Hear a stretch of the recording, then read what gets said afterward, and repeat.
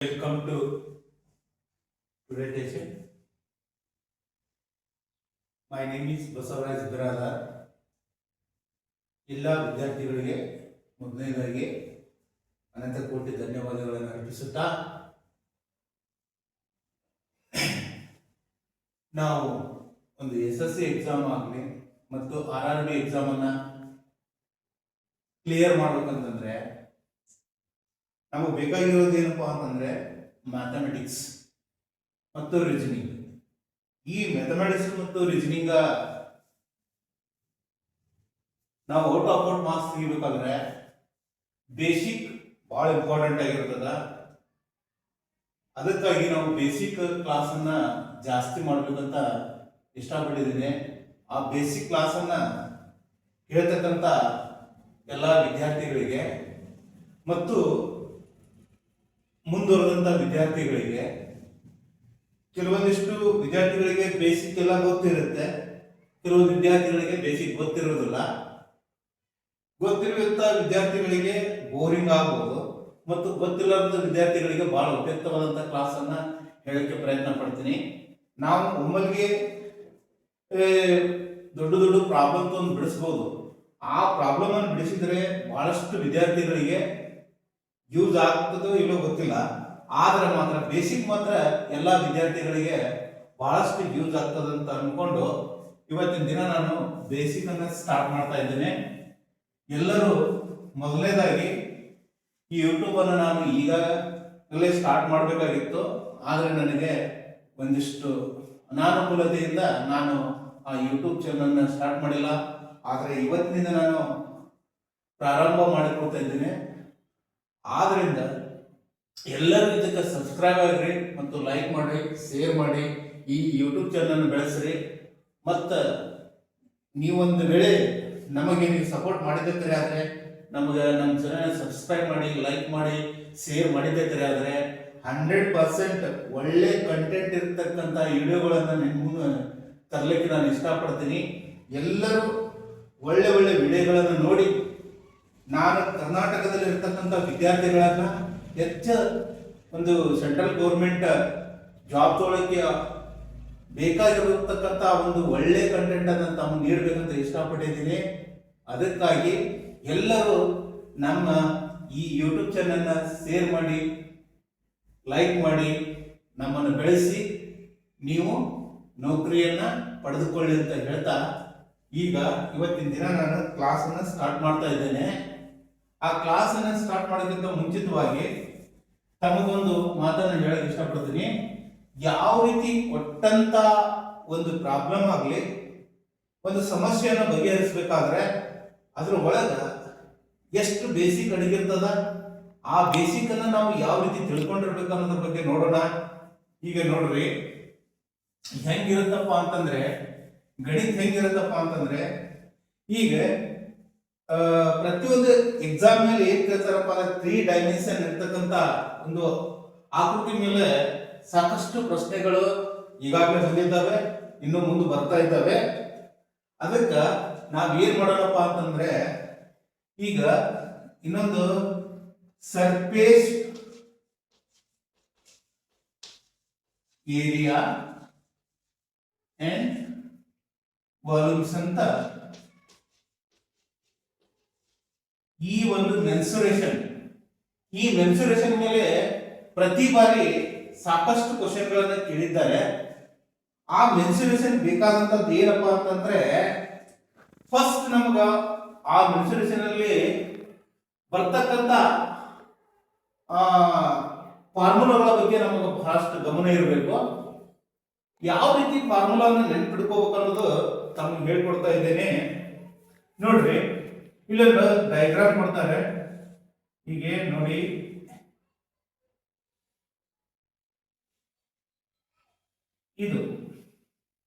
ಇದನ್ನ ನಾವು ಸಿಲಿಂಡರ್ ಅಂತ ಕರಿತೀವಿ.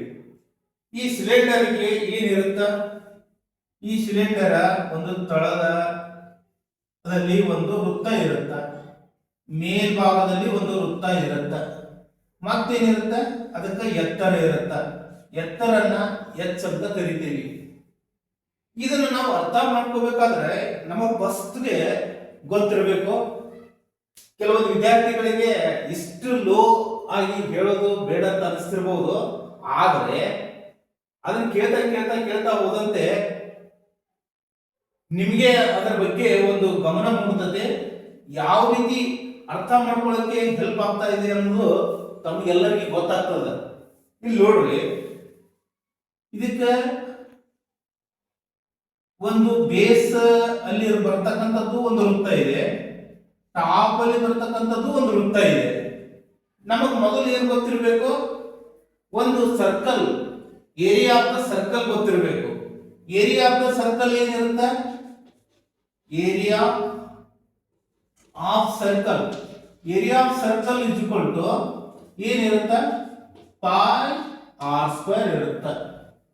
ಪೈ ಆರ್ ಸ್ಕ್ವೇರ್ ಇರುತ್ತೆ. ಪೈ ಬೆಲೆ ಏನಿರ್ತೈತಿ 22. ಪೈ ಇಸ್ ಈಕ್ವಲ್ ಟು 22 7 ಅಂತ ಬರೀಬಹುದು. ಪೈ ಬೆಲೆ ಏನಿರುತ್ತೆ 22 7 ಇರುತ್ತೆ. ಈಗ ನೋಡ್ರಿ, ಈ ಸಿಲಿಂಡರ್ಗೆ ಏನೇನಿರುತ್ತಪ್ಪ ಅಂತಂದ್ರೆ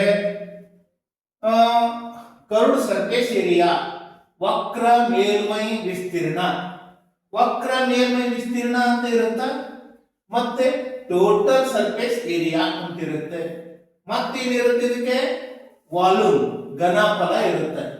ಈ ಮೂರು ಸೂತ್ರಗಳನ್ನ ನಾವು ಪರ್ಫೆಕ್ಟ್ ಆಗಿ ಇವತ್ತು ಕಲಿನ. ಇದರ ಮೇಲೆ ಯಾವ ರೀತಿ ಪ್ರಾಬ್ಲಮ್ ಅನ್ನ ಇಲ್ಲಿವರೆಗೆ ಎಕ್ಸಾಮ್ ದಲ್ಲಿ ಕೇಳಿದ್ದಾನೆ, ಯಾವ ರೀತಿ ನಾವು ಸಾಲ್ವ್ ಮಾಡಬೇಕು, ಇವು SSC ಒಳಗ ಸಾಕಷ್ಟು ಸಲ ಇದ್ರ ಮೇಲೆ ಕ್ವಶನ್ ಬಂದಿದ್ದಾವೆ. CGL ಮತ್ತೆ ಇನ್ನಿತರ ದೊಡ್ಡ ದೊಡ್ಡ ಎಕ್ಸಾಮ್ ಏನು ನಡೀತಾವಲ್ಲ ಸೆಂಟ್ರಲ್ ಗೌರ್ಮೆಂಟ್ ದಾಗ, ಅವೆಲ್ಲ ಎಕ್ಸಾಮ್ ನಲ್ಲಿ ಈ ಮೆನ್ಸುರೇಷನ್ ಮೇಲೆ ಒಂದಿಲ್ಲ ಎರಡು ಕ್ವಶನ್ ಬಂದಿರ್ತಾವ, ಬಹಳ ಈಸಿಯಾಗಿರ್ತಾವು. ಅವನನ್ನ ನಾವು ಕಲಿಬೇಕಪ್ಪ ಅಂತಂದ್ರೆ ಮೊದಲು ಅದರದ ಬೇಸಿಕ್ ನಮ್ಗೆ ಗೊತ್ತಿರಬೇಕು. ಇಲ್ಲಿ ನೋಡ್ರಿ, ಸರ್ಕಲ್ ಏರಿಯಾ ನಮ್ಗೆ ಗೊತ್ತಾಯ್ತು. ಸರ್ಕಲ್ ಏರಿಯಾ ನಮ್ಗೆ ಗೊತ್ತಾದಂದ್ರೆ ಇದಕ್ಕೆ ಏನಿರುತ್ತಪ್ಪ ಅಂತಂದ್ರೆ curved surface area,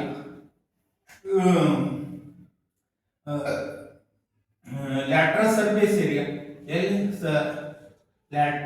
curved surface area. Curved surface area ಏನಿರುತ್ತಪ್ಪ ಅಂತಂದ್ರೆ ನೋಡಿ, ಕರ್ವ್ಡ್ ಸರ್ಫೇಸ್ ಏರಿಯಾ ಆ ಸೂತ್ರ ಪರಿಚಿತ ಮೊದಲ ನಿಮ್ಗೆ ಅರ್ಥ ಮಾಡಿಸಕ್ಕೆ ನಾನು ಪ್ರಯತ್ನ ಪಡ್ತೀನಿ. ಈಗ ನೋಡ್ರಿ, area of the circle is equal to pi r square ಅಂತ ಗೊತ್ತಾಯ್ತು. Area of the circle is equal to pi r square ಗೊತ್ತಾಯ್ತು. ಇಲ್ಲಿ ನೋಡ್ರಿ, ಒಂದು ಸಣ್ಣ ಒಂದು ಡಯಾಗ್ರಾಮ್ ಹಾಕ್ತೀನಿ. ಇದಕ್ಕ ಕನ್ನಡದಲ್ಲಿ ಆಯತ ಅಂತ ಕರಿತೀವಿ, ಇಂಗ್ಲಿಷ್ ನಲ್ಲಿ ರೆಕ್ಟ್ಯಾಂಗ್ಯುಲರ್ ಅಂತ ಕರಿತೀವಿ. Rectangular is opposite sides are equal, diagonals are also equal. This diagram is called as rectangular. ಈಗ ನೋಡ್ರಿ, ಇಲ್ಲಿ ಇದರ ಏರಿಯಾ ಏನಿರುತ್ತಪ್ಪ ಅಂತಂದ್ರೆ L ಇಂಟು ಬಿ ಅಂತ ಇರುತ್ತದೆ, ಲೆಂತ್ ಇಂಟು ಬ್ರೆಡ್ತ್ ಅಂತ ಹೇಳ್ತೇವೆ. ಇವನ್ ಯಾಕೆ ಹಾಕಿದ್ರಿ, ಎಲ್ಲ 5th ಕ್ಲಾಸ್ ನಲ್ಲಿ ಬರ್ತಕ್ಕಂಥವು ಅಂತ ಕೇಳಬಹುದು ನೀವು. 5th ಕ್ಲಾಸ್ ನಲ್ಲಿ ಬರ್ತಕ್ಕಂಥವ್ರು ಕೇಳ್ತೀರಿ ಅಂತ ಅದೇ 5th ಕ್ಲಾಸ್ ಇಂದ ನಾವು SSC ಒಳಗೆ ಯಾಕೆ ಕಲಿಬೇಕು? ಇದಕ್ಕ ನಾವು ಬೇಸಿಕ್ ಅನ್ನೋದು.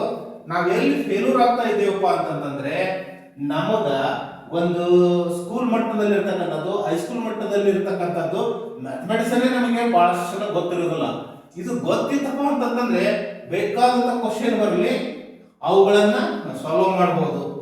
ಇಲ್ಲಿ ನೋಡ್ರಿ, ಈ ಎರಡು ಡಯಾಗ್ರಾಮ್ ಅನ್ನು ಬಳಸಿಕೊಂಡು ನಾನು ಒಂದು ರೆಕ್ಟ್ಯಾಂಗ್ಯುಲರ್ ಮತ್ತು ಒಂದು ಸರ್ಕಲ್, ಈ ಎರಡು ಡಯಾಗ್ರಾಮ್ ಅನ್ನು ಬಳಸಿಕೊಂಡು ನಾನು ಈ ಡಯಾಗ್ರಾಮ್ ನಲ್ಲಿ ಇರತಕ್ಕಂತ ಮೂರು ಸೂತ್ರಗಳನ್ನ ಫೈಂಡ್ ಔಟ್ ಮಾಡೋದು ಹೇಳ್ಕೊಡ್ತೀನಿ. ನೋಡ್ರಿ, ಇಲ್ಲಿ ಸಿಲಿಂಡರ್ ಇದೆ, ಇಲ್ಲಿ ಸಿಲಿಂಡರ್ ಇದೆ. ಇದನ್ನ ನಾವು ಕಟ್ ಮಾಡಿಬಿಟ್ಟವಪ್ಪ ಅಂತಂದ್ರೆ ನೋಡಿ, ಈಗ ಇದೊಂದು ಪೇಪರ್ ಇಲ್ಲಿದೆಯಲ್ಲ, ಇದು ಈಗ ನೋಡ್ರಿ, ಈಗ ಸಿಲಿಂಡರ್ ಅಂದ್ರೆ ಹೀಗಿರುತ್ತೆ, ಇದು ಗೋಲಾಕಾರ ಪೈಪ್ ಆಕಾರ, ಪೈಪ್ಗಳನ್ನ ನೋಡಿದ್ರಲ್ಲ, ಈ ಪೈಪ್ ಆಕಾರದಲ್ಲಿರ್ತಕ್ಕಂಥ ಒಂದು ಡಯಾಗ್ರಾಮ್ ಅನ್ನ ನಾವು ಏನಂತ ಕರಿತೀವಿ, ಸಿಲಿಂಡರ್ ಅಂತ ಕರಿತೀವಿ. ಇದು ಬೆಳಕೊಂದು ವೃತ್ತ ಇರುತ್ತೆ, ಮೇಲೊಂದು ವೃತ್ತ ಇರುತ್ತೆ. ಇದಕ್ಕೆ ನಾವು ಸಿಲಿಂಡರ್ ಅಂತ ಕರಿತೀವಿ. ಇಲ್ಲಿ ಏನ್ ಬರುತ್ತಲ್ಪ ರೌಂಡ್ ಅಪ್, ಇದು ನಮಗೆ ಸ್ಪರ್ಶ ಆಗ್ತಕ್ಕಂತ ಭಾಗವನ್ನ ನಾವು ವಕ್ರ ಮೇಲ್ಮೈ ವಿಸ್ತೀರ್ಣ, curved surface area, lateral surface area. Curved surface area ಅಂದ್ರೆ ಒಂದೇ, ಲ್ಯಾಟ್ರಲ್ ಸರ್ಫೇಸ್ ಏರಿಯಾ ಅಂದ್ರೆ ಒಂದೇ. ಕನ್ನಡದಲ್ಲಿ ವಕ್ರ ಮೇಲ್ಮೈ ವಿಸ್ತೀರ್ಣ. ಈ ಸಿಲಿಂಡರ್ ಐತಲ್ಪ, ಈ ಸಿಲಿಂಡರ್ ಅನ್ನ ನಾವು ಕಟ್ ಮಾಡ್ಬಿಡೋಣ. ಇಲ್ಲಿ ಕಟ್ ಮಾಡಿದಾಗ ಇದು ಏನಾಯ್ತು, ಒಂದು ಆಯತ ಆಕಾರ ಆಯ್ತು. ಈ ವಕ್ರ ಮೇಲ್ಮೈ ವಿಸ್ತೀರ್ಣ ಇದ್ಕೊಂಡು ಆಯತದ ವಿಸ್ತೀರ್ಣ ಆಗ್ಬೇಕಲ್ಲ. ವಕ್ರ ಮೇಲ್ಮೈ ವಿಸ್ತೀರ್ಣ ಇದ್ಕೊಂಡು ಆಯತದ ವಿಸ್ತೀರ್ಣ. ಆಯತದ ವಿಸ್ತೀರ್ಣ ಏನೈತಿ, ಎಲ್ ಇಂಟು ಬಿ ಐತಿ. ಈಗ ನೋಡ್ರಿ, ವೃತ್ತದ ಸುತ್ತಳತೆ ಪ್ರತಿಯೊಂದು ಪ್ರಾಬ್ಲಮ್ ನೆನಪಿಟ್ಕೋರಿ. Circumference of the circle. Circumference of the circle ಏನಿರ್ತೈತಿ, 2πr ಅಂತ ಇರುತ್ತೆ. ಏನಿರುತ್ತೆ, 2πr. ಇವು ಎಲ್ಲ ಪ್ರತಿಯೊಂದು ಫಾರ್ಮುಲಾಗಳು ಪ್ರತಿಯೊಂದು ತಮಗೆ ಯೂಸ್ ಆಗ್ತಿರ್ತಾವೋ, ಅದಕ್ಕಾಗಿ ಇವೆಲ್ಲವೂ ನಮಗೆ ಗೊತ್ತಿರಬೇಕು. ಇವು ಏನಾಯ್ತು, 2πr ಆಯ್ತು. ಈಗ ನೋಡ್ರಿ, ಇದರ ವಕ್ರ ಮೇಲ್ಮೈ ವಿಸ್ತೀರ್ಣ ಕೇಳಿದ್ದಾರೆ. ಇದ್ರ ಕಟ್ ಮಾಡಿದಾಗ ಏನಾಯ್ತಿದೆ, ಒಂದು ಆಯತ ಆಕಾರ ಬಂದಿದೆ. ಆಯತ ಆಕಾರ ಬಂದಿದೆಪ್ಪ ಅಂತಂದ್ರೆ ನೋಡ್ರಿ, ಈ ಸಿಲಿಂಡರ್ ಹೋಗಿ ಹೀಗಾಯ್ತು. ಈ ವೃತ್ತ ಕಟ್ ಮಾಡಿದಾಗ ಇದು ವೃತ್ತದ ಉದ್ದ ಎಷ್ಟಿರುತ್ತ ಅಷ್ಟೇ ಉದ್ದ ಏನಿರುತ್ತೆ, ಈ ರೆಕ್ಟಾಂಗ್ಯುಲರ್ ಒಂದು ಭಾವ ಇರುತ್ತೆ. ಈ ವೃತ್ತದ ಏನಿತ್ತು, 2πr ಇತ್ತಲ್ಲ, ಸುತ್ತಳತೆ.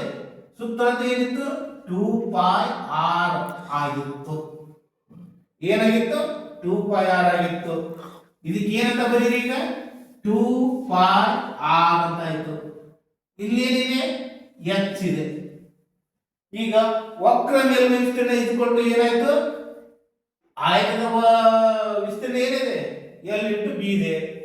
ಈಗ ಏನಾಗಿದೆ, 2πr ಇಂಟು ಎಚ್. ಇದು ಏನಾಯ್ತು, ಇದನ್ನಿಷ್ಟೆಲ್ಲ ಯಾಕೆ ಹೇಳಿದೆ ಅಂತಂದ್ರೆ ಒಂದು ಸೂತ್ರ ಯಾವ ರೀತಿ ಕ್ರಿಯೇಟ್ ಆಗಿದೆ ಅನ್ನೋದಕ್ಕೆ ಇಷ್ಟೆಲ್ಲ ಹೇಳಿದೆ. ಈಗ ಏನಾಯ್ತು, ಸಿಲಿಂಡರ್ ಅದ ವಕ್ರ ಮೇಲ್ಮೈ ವಿಸ್ತೀರ್ಣ ಇದ್ಕೊಂಡು 2πr ಹೆಚ್ಚಾಯ್ತು. ಇಷ್ಟು ನಮಗೆ ಗೊತ್ತಿರಬೇಕಾಗ್ತದ. ಇಲ್ಲಿ ನೋಡಿ, ಇಲ್ಲಿ ನೋಡ್ರಿ,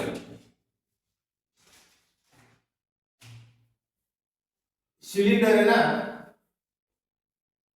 ವಕ್ರ ಮೇಲ್ಮೈ ವಿಸ್ತೀರ್ಣ CS A is equal to 2πr. ಇದರ ಟೋಟಲ್ ಸರ್ಫೇಸ್ ಏರಿಯಾ ಏನಾಗ್ತದೆ, total surface area. Total surface area ವಕ್ರ ಮೇಲ್ಮೈ ವಿಸ್ತೀರ್ಣ ಪ್ಲಸ್ ಎರಡು ವೃತ್ತದ ವಿಸ್ತೀರ್ಣ. ವಕ್ರ ಮೇಲ್ಮೈ ವಿಸ್ತೀರ್ಣ ಏನ್ ಬಂದೈತಿ, 2πr. ಎಷ್ಟು ವೃತ್ತಗಳದಾವು, ಮೇಲೆ ಒಂದು ವೃತ್ತ ಇದೆ, ಬಿಡುಕು ಒಂದು ವೃತ್ತ ಇದೆ. ಏನಾಗ್ತದೆ, 2πr² ಆಯ್ತು. ನೋಡ್ರಿ, 2πr ಹೆಚ್ಚಾಗಿತ್ತು. ಇದು ಕೂಡ ಏನಂತ 2πr ಹೆಚ್ಚಾಯ್ತು. ಈಗ ನೋಡ್ರಿ, ಇಲ್ಲಿ ಕಾಮನ್ ಏನಿದೆ, 2πr ಕಾಮನ್ ಇದೆ. ಅದಕ್ಕೆ ನಾವು ಏನ್ ಮಾಡಬೇಕು, 2πr ಕಾಮನ್ ತೆಗೆದೇವಿ. ಇಲ್ಲಿ ಏನು ಉಳಿತು, ಎಚ್ ಉಳಿತು. ಪ್ಲಸ್ ಇಲ್ಲಿ ಏನು ಒಂದು ಆರ್ ಹೊರ ಬಂದಿದೆ, ಇನ್ನೊಂದು ಆರ್ ಉಳಿದಿದೆ. ಇದು ಏನಾಯ್ತು, ಟೋಟಲ್ ಸರ್ಫೇಸ್ ಏರಿಯಾ ಆಯ್ತು. ಈ ಟೋಟಲ್ ಸರ್ಫೇಸ್ ಏರಿಯಾ ಆಯ್ತು. ಇನ್ನು ಏನಪ್ಪಾ ಅಂತಂದ್ರೆ ವಾಲ್ಯೂಮ್ ಏನಿರುತ್ತಪ್ಪ ಅಂತಂದ್ರೆ, ಇದು ಒಂದು ಕಾಯಿನ್ ಅಂತ ತಿಳ್ಕೊರಿ. ಕಾಯಿನ್ ಇನ್ನೊಂದು ಕಾಯಿನ್ ಮೇಲೆ ಇಟ್ಕೋದು ಹೋದಂತೆ ಅದರ ಎಚ್ ಹಾಕೋದು ಹೋಗ್ತೈತಿ. ಇದು ಕಾಯಿನ್ ಏನಿರ್ತದೆ, ವಾಲ್ಯೂಮ್ πr² h.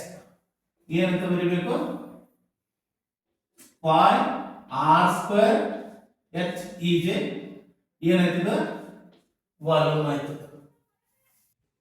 ಇದನ್ನ ಕೋನ ಅಂತ ಕರಿತೀವಿ. ಈ ಕೋನಕ್ಕ ಏನಿರ್ತಪ್ಪ ಅಂದ್ರೆ ಲ್ಯಾಟ್ರಲ್ ಸರ್ಫೇಸ್ ಏರಿಯಾ ಮತ್ತು ಟೋಟಲ್ ಸರ್ಫೇಸ್ ಏರಿಯಾ, ಇಲ್ಲಿ ವಾಲ್ಯೂಮ್ ಅಂತ ಬರುತ್ತೆ. ಇದಕ್ಕೆ ಲ್ಯಾಟ್ರಲ್ ಸರ್ಫೇಸ್ ಏರಿಯಾ ಅಂತಂದ್ರೆ ಸ್ಲಂಟ್ ಹೈಟ್ ಅಂತ ಕರಿತೀವಿ. ಕನ್ನಡದಲ್ಲಿ ಓರೆ ಎತ್ತರ ಅಂತ ಕರಿತೀವಿ. ಇದರ lateral surface area is equal to ಏನಂತ ಇರುತ್ತಪ್ಪ ಅಂತಂದ್ರೆ ಪಾಯ್ ಆರ್ ಎಲ್ ಅಂತ ಇರುತ್ತೆ. ಇವೆಲ್ಲ ಸೂತ್ರಗಳನ್ನ ನಾವು ಪರ್ಫೆಕ್ಟ್ ಆಗಿ ಮೊದಲು ನೋಡ್ಕೊಳ್ಳೋಣ. ಇದರ ಮೇಲೆ ಯಾವ ರೀತಿ ಕ್ವಶನ್ ಅನ್ನ ಕೇಳಿದ್ದಾನೆ ಆ ಕ್ವಶನ್ ಗಳನ್ನ ನಾವು ಬಿಡಿಸಲಿಕ್ಕೆ ಪ್ರಯತ್ನ ಮಾಡೋಣ. ಪ್ರತಿಯೊಂದು ವಾಕ್ಯಾಂಶ ಮತ್ತು ಪರ್ಸೆಂಟೇಜ್ ಮೇಲೆ ಮತ್ತು ಅಲಿಗೇಷನ್ ಮೇಲೆ ಮತ್ತು ಮಿಕ್ಸ್ಚರ್ ಮೇಲೆ ಮತ್ತು ಇನ್ನೊಂದು ಟೈಮ್ ಅಂಡ್ ವರ್ಕ್ ಸಾಕಷ್ಟು ಯಾವ ಟಾಪಿಕ್ ಮೇಲೆ ಎಷ್ಟೆಷ್ಟು ಕ್ವಶನ್ಗಳನ್ನು ಕೇಳಿದ್ದಾನೆ ಆ ಎಲ್ಲಾ ಕ್ವಶನ್ಗಳನ್ನ ನಾವು ತಂದು ಸಾಲ್ವ್ ಮಾಡಕ್ಕೆ ಇಷ್ಟಪಡೋಣ. ಈಗ ನೀವು LS ಅಂದ್ರೆ lateral surface area is equal to ಏನು ಪಾಯ್ ಆರ್ ಎಲ್ ಆಯ್ತು.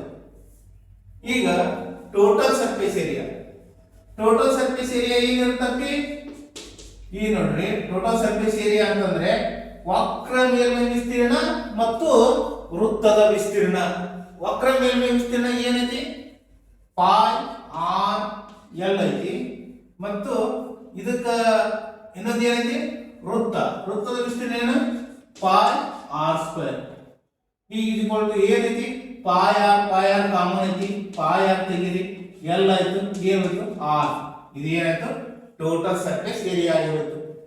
ಇದರ ವಾಲ್ಯೂಮ್ ಏನಿರುತ್ತಪ್ಪ ಅಂತಂದ್ರೆ V is equal to 1/3 pi r square h. ಅಂದ್ರೆ ಸಿಲಿಂಡರಿನ ವಾಲ್ಯೂಮ್ ಸಿಲಿಂಡರ್ನ ಘನಫಲದ 1/3 ಏನಿರುತ್ತಪ್ಪ ಅಂದ್ರೆ ಸೆಂಪು ಇರುತ್ತೆ. ಕನ್ನಡದಲ್ಲಿ ಏನು ಕರಿತೀವಿ ಇದಕ್ಕೆ ಸೆಂಪು ಅಂತ ಕರಿತೀವಿ. ಒಂದು ಸಿಲಿಂಡರ್ ಸೇಮ್ ಹೈಟ್ ಇರ್ತಕ್ಕಂಥದ್ದು, ಸೇಮ್ ತ್ರಿಜ್ಯ ಇರ್ತಕ್ಕಂಥದ್ದು, ಅದೇ ಸೇಮ್ ತ್ರಿಜ್ಯ ಇರ್ತಕ್ಕಂಥ ಒಂದು ಕೋನ ತಗೊಂಡ್ರೆ ಈ ಕೋನಿನ ಮೂರು ಆ ಸಿಲಿಂಡರ್ ಒಳಗೆ ಹಾಕಿದ್ರೆ ಆ ಸಿಲಿಂಡರ್ ತುಂಬತೈತಿ. ಒಂದು ಕೋನ ನೀರು ತಗೊಂಡಿಂದ ಇದರಂತೆ 3 ಕೋನಗಳಿಗೆ ಸಂಬಂಧಪಟ್ಟಂತ ನೀರನ್ನ ಆ ಸಿಲಿಂಡರ್ ಒಳಗೆ ಹಾಕಿದ್ರೆ ಆ ಸಿಲಿಂಡರ್ ಫುಲ್ ಆಗ್ತದ.